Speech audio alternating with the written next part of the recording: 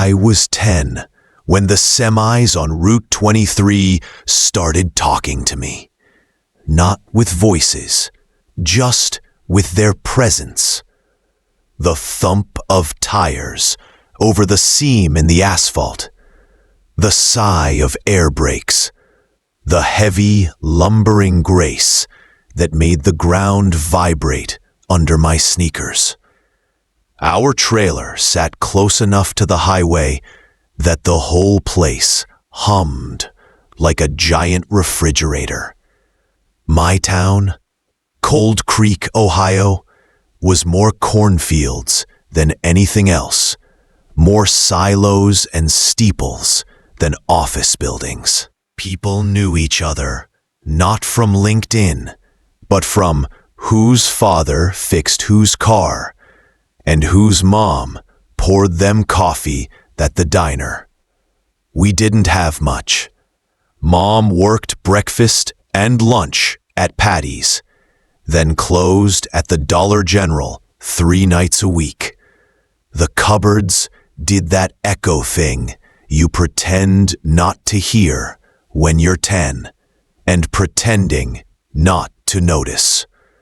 I helped by collecting pop cans and mowing yards with a smelled like vending machine metal and opportunity. I can tell you the exact moment the dream took root. It was a sweltering July afternoon. I was sitting on the curb with a rip in my t-shirt, a jar of warm lemonade, and a stolen stack of index cards from the free box at the library. A line of trucks had paused at the light, and I stared at them like they were planets, all waiting to align.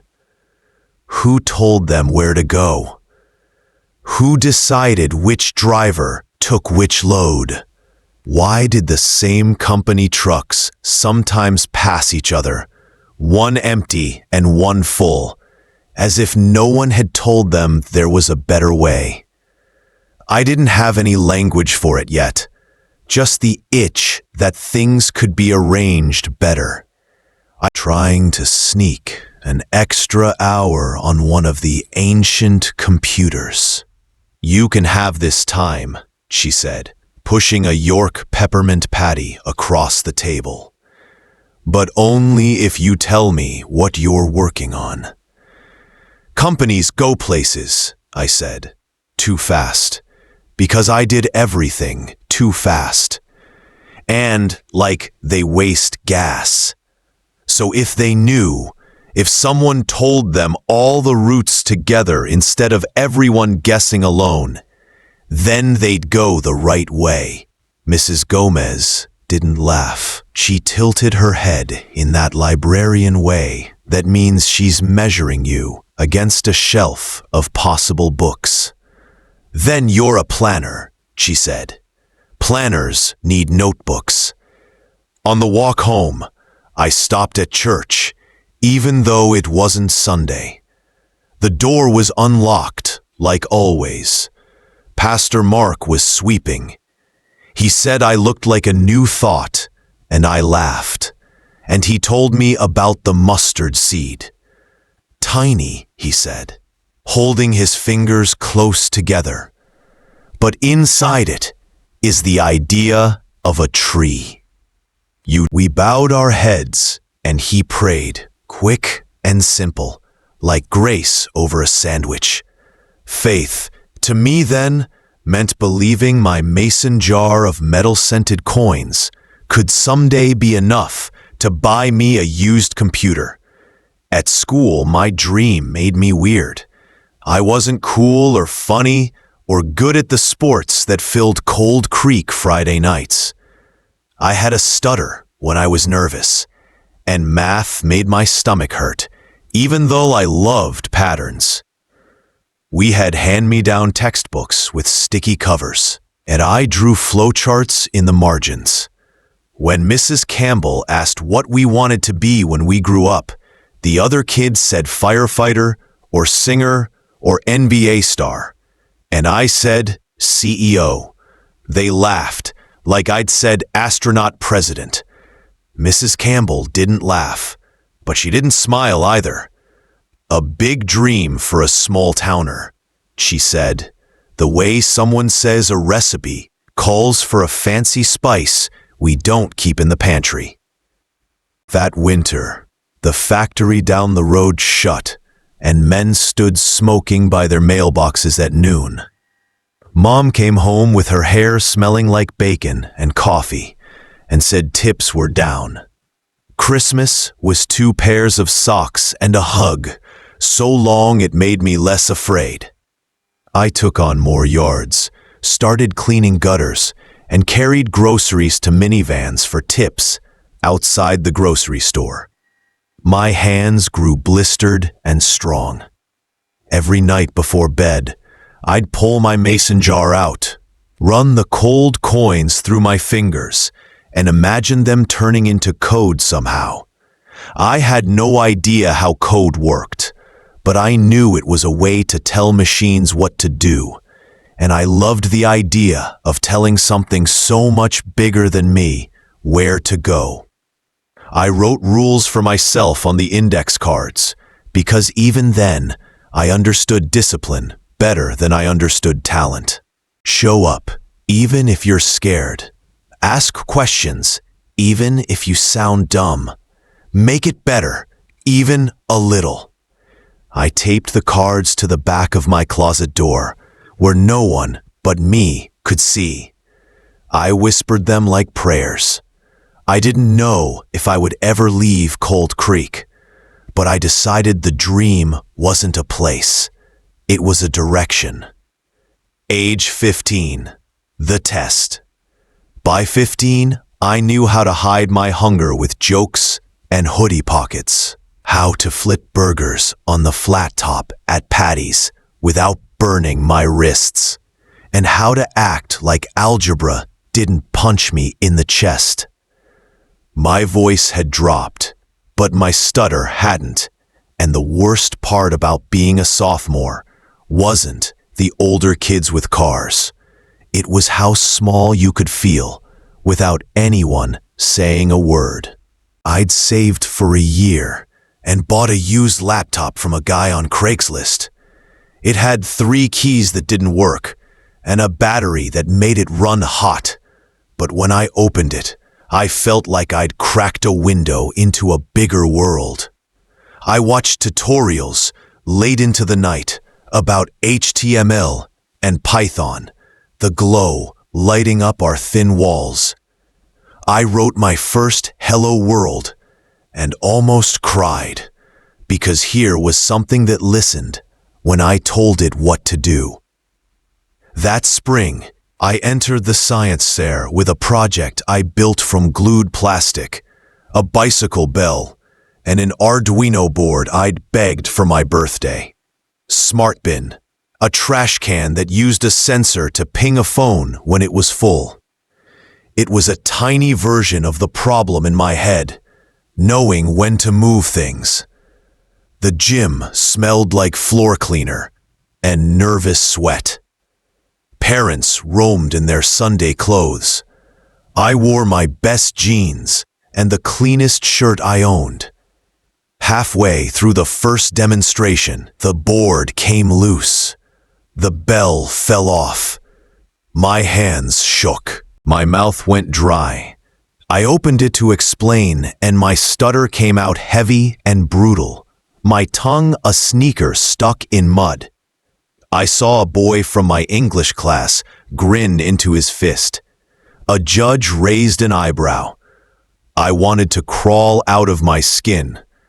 I finished the demo anyway, red-faced and sweating through my shirt. The judges nodded politely and moved on. I didn't win. I didn't place.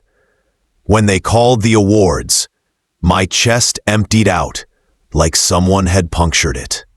I walked outside into the cold March wind and sat on the steps all the way into my bones. That summer, I got cut from the JV basketball team. I wasn't surprised. My layup was an adventure. But it still stung, That list taped outside the gym, with my name missing, like a note about my worth. A week later, I missed a shift at Patty's because I misread the schedule and got fired. "Can't depend on you," the manager said. Not mean, just tired.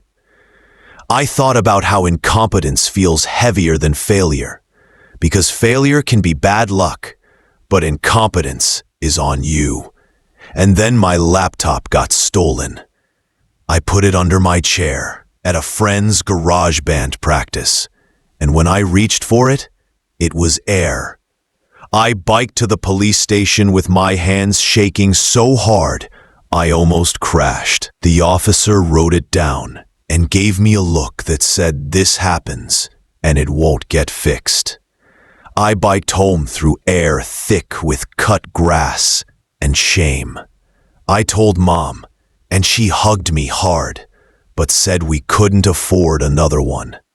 "We couldn't afford the first one," she said, not to make me feel bad, just because it was true. That night, I lay awake and stared at the ceiling, and for the first time, the dream felt stupid. Who did I think I was? We were a 2-stoplight town. I had D's still smelled like onions. Maybe Mrs. Campbell had been right. Big dream, small towner. In the morning, I went to the library, because that's where I always went when I didn't know what to do. Mrs. Gomez slid a copy of Outliers across the desk like she was smuggling me a secret. "Stories of people who practiced," she said, "not of people who got lucky."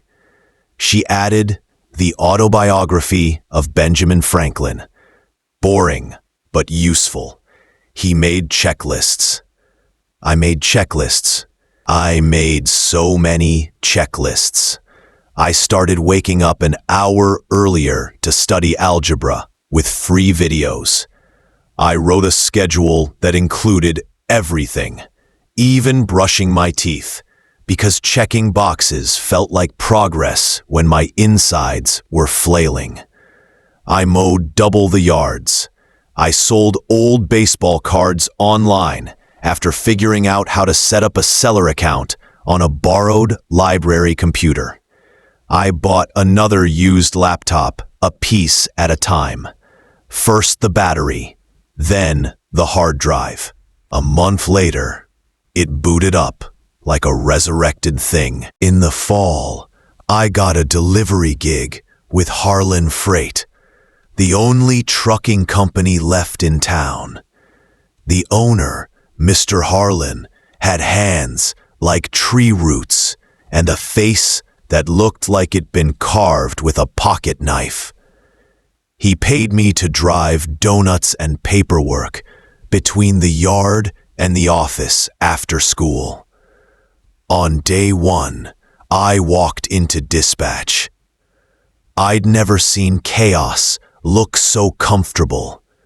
Whiteboards sagging with scribbles, post-it notes layered like scales, phones ringing with the urgent tone of people who needed something yesterday. "Who decides where everything goes?" I asked one of the dispatchers, a woman in a faded Buckeyes t-shirt who juggled 3 calls, a pen, and a cold cup of coffee.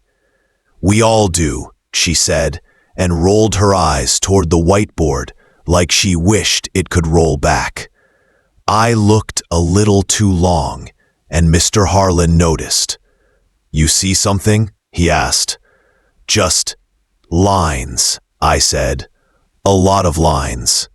"You computer, kid, and we'll talk." I didn't have a tool. I didn't have a degree. I had a second-hand laptop and a library card and a notebook that said Open Road on the cover. But the image of that messy whiteboard stuck in my head like a splinter. The humiliation from the science fair still burned. So I decided to spin it.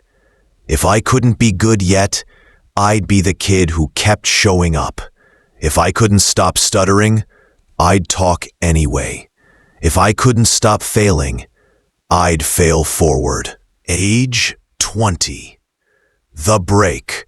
At 20, I was living on the top floor of a creaky house near the bus line in Columbus, going to community college because it was what I could afford. My room smelled like detergent and determination. I worked nights at the campus help desk, resetting passwords for people who yelled with relief like I'd saved their marriages. During the day, I took coding and statistics and ate peanut butter sandwiches on the steps outside the library, because that way lunch came with sunlight. I joined the entrepreneurship club mostly for the free pizza. The first meeting, a guy talked about MVPs, not most valuable players, but minimum viable products. And it cracked something open. Build the smallest thing that works, then show it to people and let them tell you how you're wrong. That I could do. I started a little project on the weekends. I called it Open Road because the name had been riding along with me since age 10. It was a janky web app that let dispatchers drag and drop loads onto drivers and see estimated arrival times based on Google Maps, which I stitched together with tutorials, APIs, and a lot of duct tape code that would make a real software engineer cry. I emailed Mr. Harlan and asked if he'd let me come in one afternoon to show him. He replied with exactly 4 words: "Bring it on Wednesday." I wore my only button-down. My hands shook like they were remembering, hummed. The whiteboard sagged with the usual mess. Tina, the dispatcher in the Buckeyes shirt, looked at the screen and said, "Drag that load to Jeff." I dragged it to Jeff. The screen popped up an ETA. She blinked. "The map moves," she said. "Huh." Mr. Harlan stood behind me, arms crossed tight enough to crack. "How much?" he grunted. I swallowed. I'd practiced the price in the mirror, saying numbers out loud until they felt room temperature. $499 a month. Tina snorted. Mr. Harlan rubbed his chin. "If it saves me one screw-up a month, it pays for itself," he said, more to himself than to me. He stuck out his hand. "Let's try it." I didn't have a company yet. I had a web app I might have broken if they clicked the wrong spot. I shook his hand anyway, because sometimes you sign for the package and then hustle to build the porch to set it on. That night, I ordered a medium pepperoni until the sun came up. My bank account hovered near a number that felt like a dare. I stayed in school, but I dropped to part-time. Mom called and cried silent, heavy tears that sounded the same at 20 as they had when I was 10. Tears that carried love and fear in equal measure. "I want you to finish," she said. Then, after a long pause, "I want you to fly." I didn't know how to do both. Open Road crept from 1 client to 3. A tiny outfit in Chillicothe, a family company in Marion. I spent weekends driving from yard to yard in my dented Civic, walking into offices that smelled like coffee and spilled diesel, pitching a kid's promise with a grown man's handshake. I got called son more times than I could count. I got doors closed gently and not so gently. I learned to listen before I demoed, What are you struggling with? What makes you curse? Where does it hurt? And to adjust what I built to fit actual hands. Not my imagination. Money stayed stubborn.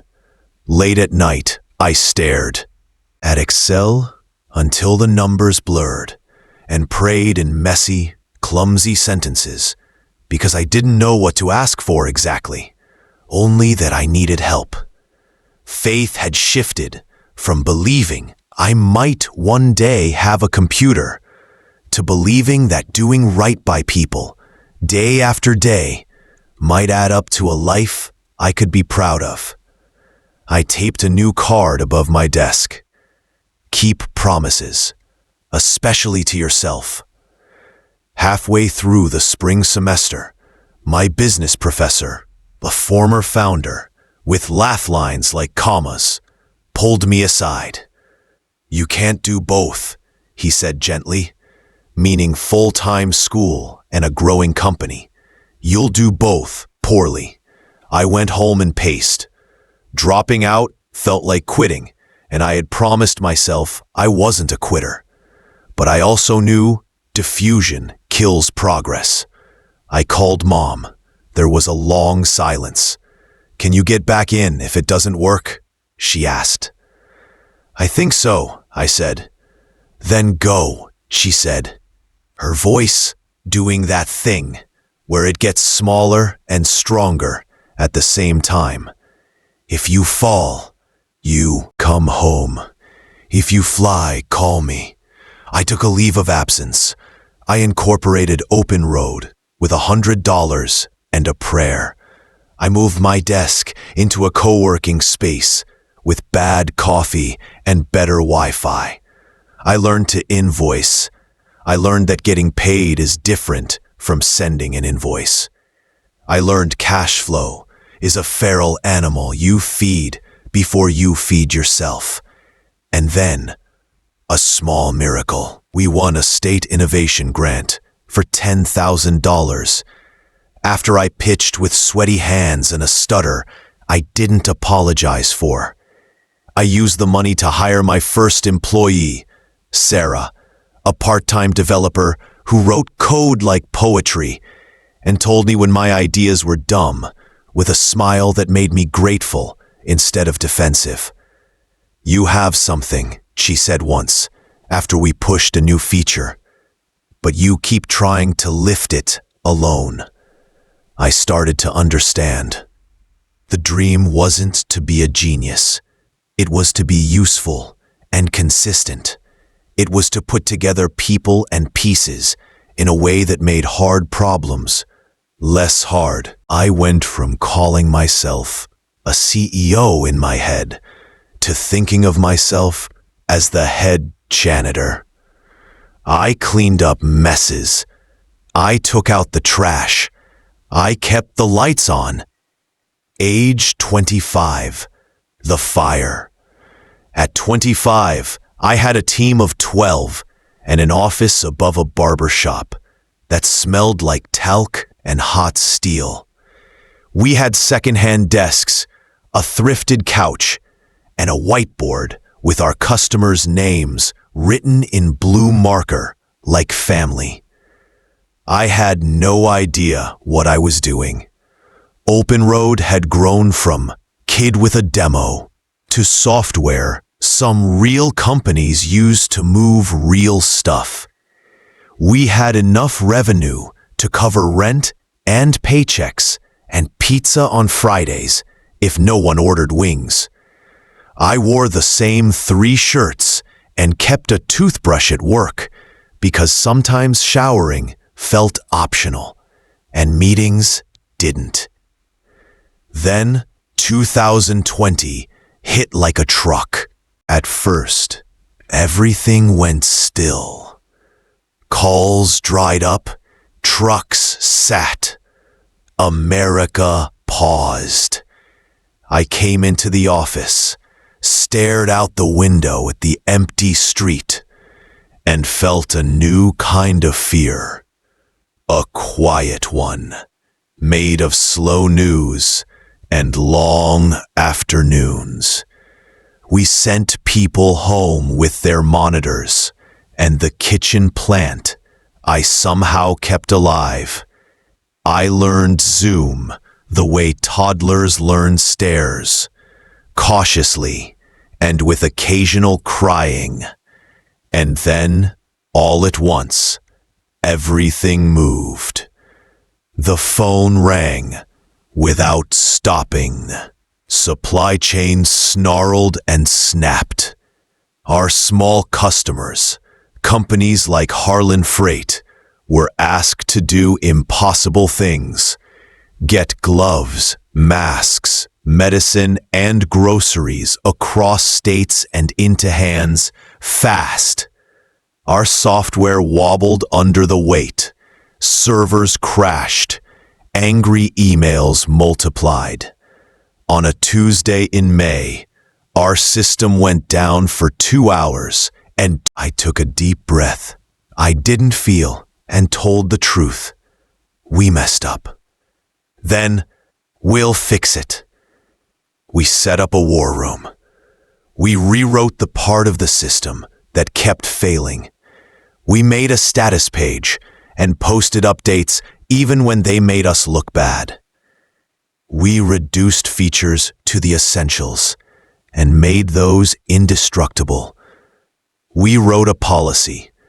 Tell customers at the first hint of a problem, not the last. Leadership wasn't a title anymore. It was a posture. It was being the one who said, "I don't know yet," and then went and found out. It was calling our smallest customers first, not our biggest, because they had fewer safety nets. It was staying up until 2, then showing up on camera at 8 with a shirt that didn't look like yesterday's. It was firing someone who was brilliant and cruel, because culture is what you tolerate, not what you say. It was hiring a CFO who told me no when I wanted to be yes. We almost missed payroll in August. I stared at the spreadsheet and felt like I was on a cliff edge, wind pulling at my jacket. I'd been raised to pay people before anything else, so I sold my car to cover the gap and took the bus, sitting in a blue plastic seat with my laptop pressed to my chest like a second heart. Sarah sat me down and told me to stop trying to do every single thing. "Delegate," she said. "You're not special." That's good news. We had our first serious investor meeting in a coffee shop with distanced tables and masked baristas. I wore a jacket that didn't fit right and pitched a company that had stumbled and stood back up. The investor didn't care about hockey stick charts. He asked me about churn and unit economics. He asked me what I did when I failed. I told him about the science fair and missing payroll and the 2-hour outage that made me swear and pray in alternating minutes. He nodded and said, "Good. People who've been punched keep their hands up." We didn't take his money. He wanted control, and I had learned to keep the wheel. Instead, we doubled down on our customers. We built a tool called QuickRoute with the help of a grad student from Ohio State who wrote algorithms like he played chess, always 3 moves ahead. QuickRoute shaved minutes in a way that multiplied into days across fleets. We made it free for small companies until Christmas. Tina called me and said, "You just gave me an hour back. I used it to have dinner." The team was tired. So was I. The hustle mythology says you grind without stopping, but bodies keep score. I started taking short runs at dawn, moving past the river into that clear blue light that makes you remember that sky exists above ceilings. I prayed again, not for outcomes, but for the strength to keep my promises. I wrote a little on a card and taped it to my monitor. Discipline is making promises to yourself and keeping them. I kept a checklist, like Franklin, boring and useful. Wake up early. ... Read for 30 minutes. Call mom. No drama. Low sugar. Move. Serve someone. Leadership, I realized, wasn't orders barked from a hill. It was everything from asking for feedback to sending snacks to remote employees, to telling a customer, "I don't know," without the cowardly comfort of a maybe. The more of it I did, the less my imposter syndrome barked, not because I suddenly felt like the smartest guy in the room, but because I'd learned the room didn't need that. The room needed someone to hold a steady thread when things frayed. By Christmas, the company looked different. We were leaner, meaner, calmer. We had 43 customers in 8 states, and none of them were fancy or famous. They were the kinds of companies America doesn't tweet about, but secretly relies on. We built for them. We built with them. I slept better. Not because things got easier, but because I trusted us to do the hard thing, even when it didn't feel good. Age 30, the climb and the view. I turned 30 in a conference room with a view of the Scioto River and a cake jammed with candles because my team is sentimental and I pretend not to be.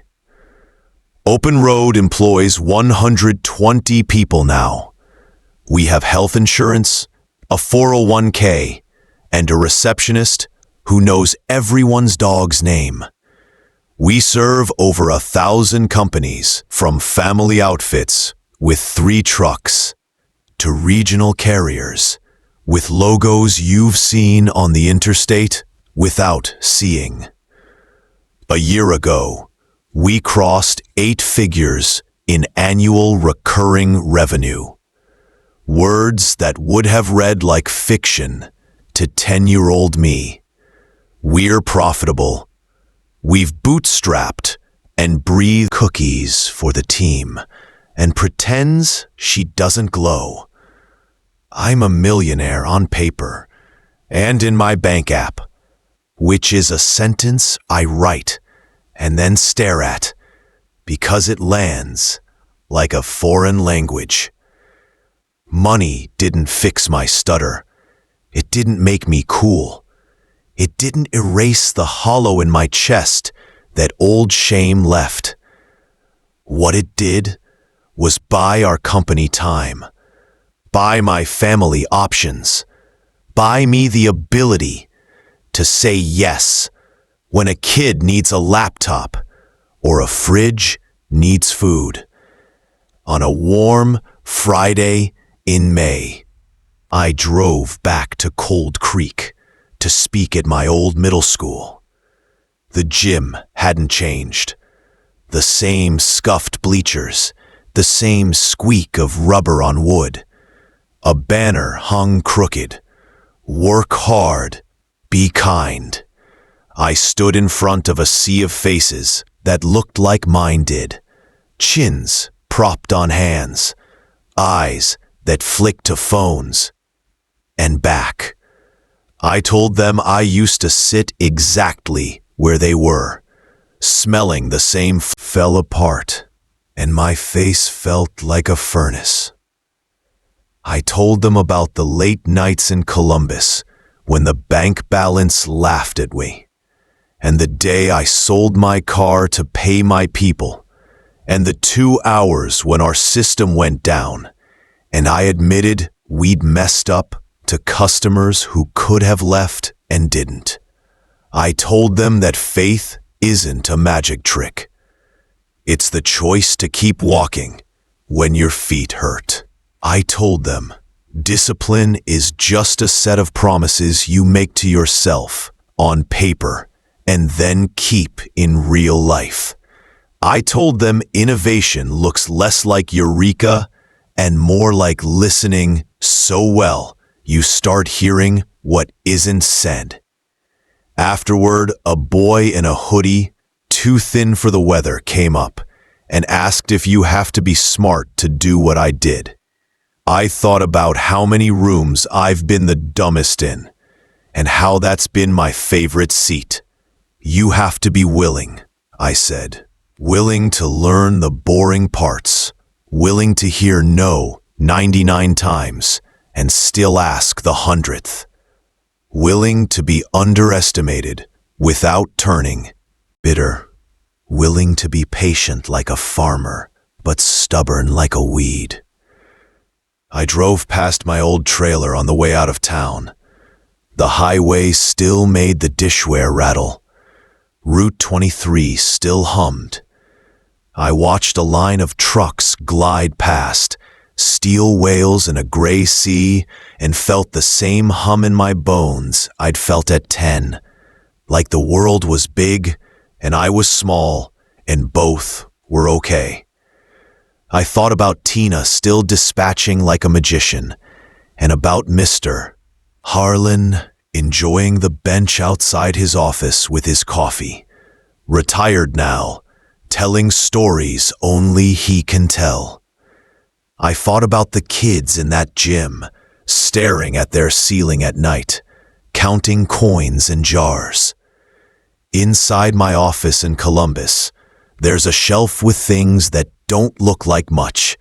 A cracked bicycle bell from the SmartBin prototype, a printed screenshot of our first $499 invoice, a copy of Outliers with its cover worn thin, a wrinkled photo of Mom at the diner with a smile that could light a street, a laminated copy of the checklist I made at 25. When I'm nervous, I touch the bell. When I'm proud, I read the invoice like a poem.